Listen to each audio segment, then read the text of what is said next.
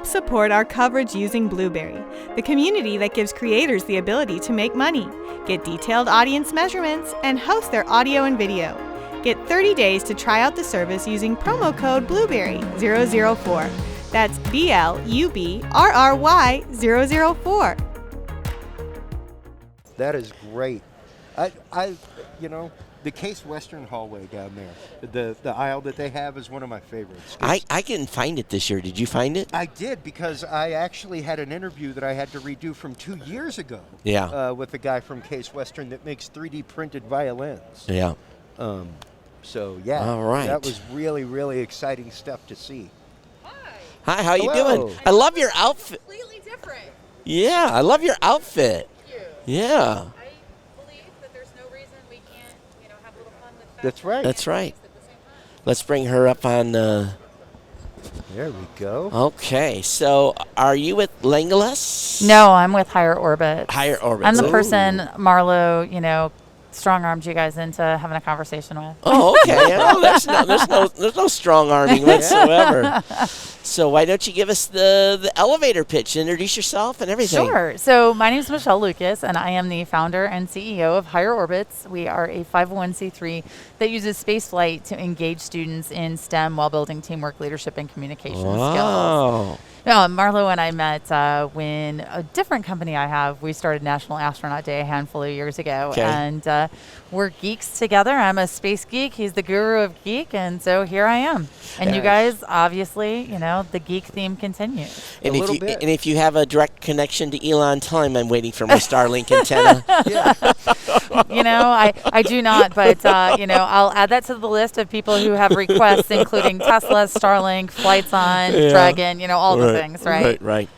So it's exciting. So you guys are actually building to orbit packages so tell us about that. So what we do is we have this program called Go for Launch, where high school students get the opportunity to work with an astronaut for the entire event, 2 or 3 days, not a 40-minute talk, 12 questions, and out the door. The astronaut serves as a mentor along with other individuals in the aerospace and tech world to talk about STEM. The students have to come up with an idea that fits in what we call a 1U cube. It's a 10-centimeter cube. Think about the size of a Kleenex box. Sure. And they compete to have that experiment flown to space. And the winning team's experiments actually fly to space. We've sent 12 to the space station, 1 suborbitally on a Blue Origin rocket. We'll send our next one, our 13th, to the space station next month on an Antares rocket. And these are ideas that come from students. These are not ideas that I come up with or professional scientists, principal investigators come up with. These are student ideas. These are the next generation of STEMists and explorers. And honestly, some of it is empowered by the tech that it exists and gets debuted here at CES.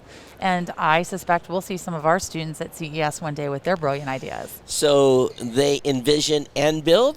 So they define, and design. They don't build it unless it's going to actually fly to space. So every team comes up with a concept. And then once it's time for it to be built, we work with our integration partner, Space Tango, out of Lexington, Kentucky. And they work with the students to further refine the concept and build it, get it safety approved and all those things, and get on a rocket to launch to space. Get it flight ready. Yeah. Really cool. So do you go on, you often see the launch partners now doing, they'll launch 50 different projects. So are you going on one of those type of launch missions where some of that stuff is just getting pushed out at a certain orbit, or like you said, some stuff's going to the International Space Station too, right? And so there's a variety of ways that people do things. We don't do CubeSats. Those are the things that get kicked off and orbit the Earth and all that good stuff, which is amazing. That's not our bailiwick. Gotcha. We're doing science on board the space station. So the astronauts take it out of the vehicle that it comes up on. Right now it's either in a Cygnus or a Dragon capsule. Eventually Sierra Space's Dream Chaser. Install it, and they get 30 days of data. And I don't know about you. I mean, we spend a lot of time on our computers, and there's some cool stuff on our computers. But for a teenager to be able to go to their computer and pull up data that is coming to their computer about their experiment from the space station, that's pretty cool. That's pretty game-changing, right? That's big. It is. So you're 501c3, so where do you guys find your funding? Just you industry I am a scrappy gal from the south side of Chicago, so I have joked that I will beg for donuts, pencils, and everything in between, including my own personal rocket and flight to space. It comes through corporate sponsorships, some grants. We've been very fortunate to have some wonderful companies support us in a variety of ways, individual donors, and some of it is registration based. So our programs run like camps. I'll be honest, my grand goal is for every event to be for students to pay what they can, and whether that is $20 or $200 or whatever, that's my goal. Right now, we're working to get there, and so we are a big believer in every dollar counts. And so whether it's somebody who has $5 because they believe that every kid deserves access to project-based learning, or it's a company who wants to write a check with a whole lot of zeros, we're grateful to have it all. Because it takes a whole lot of zeros, even if something only weighs a pound. Yes. To get to orbit. Yes. It is not inexpensive. Spaceflight costs have come down tremendously over the last decade, 20 years, but it's still not inexpensive, That's right? I mean, and you can see that in an analogy of air travel, right? Yeah. So if we talk about humans, which, I mean, what a cool thing with tech right now that we have more normal people flying to space, and you can parse that of what it really means in the scheme of things. But it used to be that only, career astronauts got to go, and now you can buy a ticket. That's right. People are like, oh, it costs so much.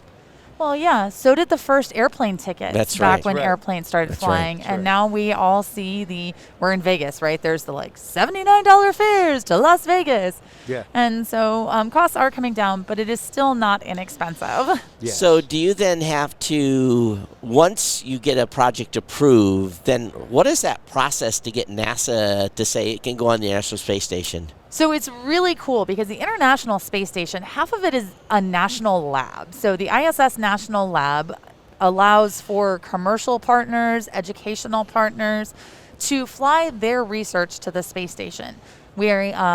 They have what's called a Space Act agreement.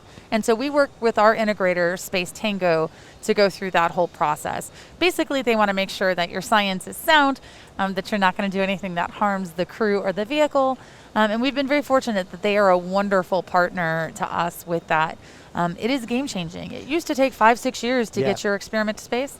Now we can do it in about a year. And every once in a while you would hear, every couple of years you'd hear about a college student with something going up, or an elementary school with an ant farm going up. But what kind of experiments are y'all putting up there right now? What has been, are they mostly agricultural? What does it skew one direction? So Chris, that's a great question. And I will tell you that the ideas are all over the board. So we have flown bees to space to look at the proprioceptors and how they fly and how they feed.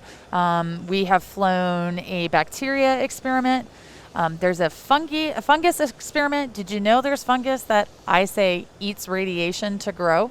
That's not the technical way to put it, as the students put it to me, and I said, but that makes sense in my brain because that's not my, not my world. Self-healing concrete. Wow. We have flown. We have lactobacillus, which is an antibiotic and whatnot. So plant growth, nitrogen fixation in plants. So as you can see, there is a very, very widespread. We like the students to have free reign on a lot of things. They can't have an animal with a backbone. They all want to fly, a little mouse, or I'm like, no, that's not what we're doing. And they're not allowed to explode anything or no fire. Those things are generally bad in space. Yeah. But other than that, it's up to them. And the sky is actually not the limit on that. So is it typically K9, K12? Or so grade 8 through 12 is typical. 12. Now, we have done some younger subsets, but we do grade 8 through 12. And that is actually very targeted for us from a perspective of there's a lot of amazing programs out there, especially for elementary and middle school. When you get to high school, the programs, they kind of fall off. Yeah. But they are also targeted in such a way. The ones that exist are for students who are already really geeked out. Yes. Now, I was the kid that was really geeked out, don't get me wrong. Right.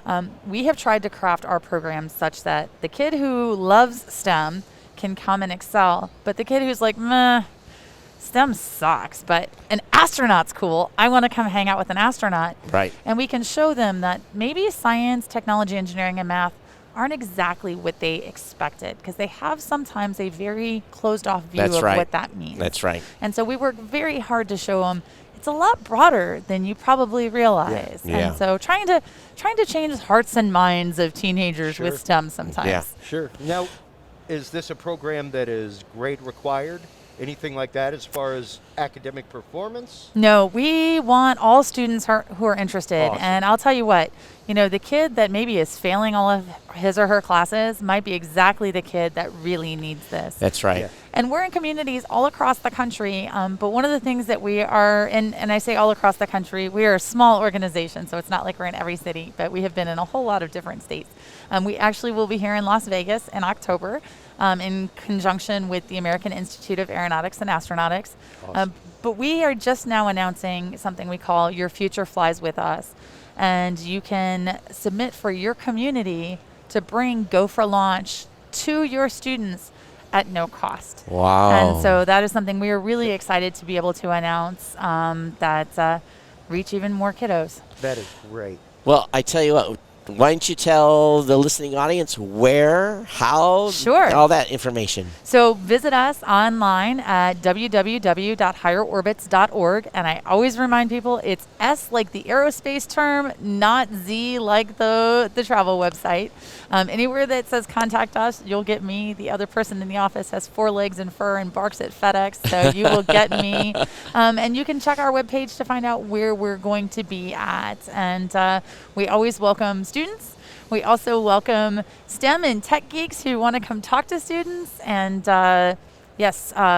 donations. And right now we're also accepting donations for United Miles, if anybody has any bonus ones from those as you got here. So just FYI. HigherOrbits with an S.com. .org. .org. Bravo to you. Thank and what you. you guys are doing. Thank you. And thanks for having me. Yeah, Such a great absolutely. program. Absolutely. Thank you so much. Yeah. My Thank you. goodness. TPN CES 2022 coverage is executive produced by Michelle Mendez. Technical directors are Kurt Corliss and Adam Barker. Associate producers are Nancy Ertz and Maurice McCoy. Interviews are edited by Joe Minnie. Hosts are Marlo Anderson, Todd Cochran, Scott Ertz, Christopher Jordan, Danielle Mendez, and Alante Sparks. Las Vegas studio provided by HC Productions. Remote studio provided by PLUGHITZ Productions. This has been a Tech Podcast Network production. Copyright 2022.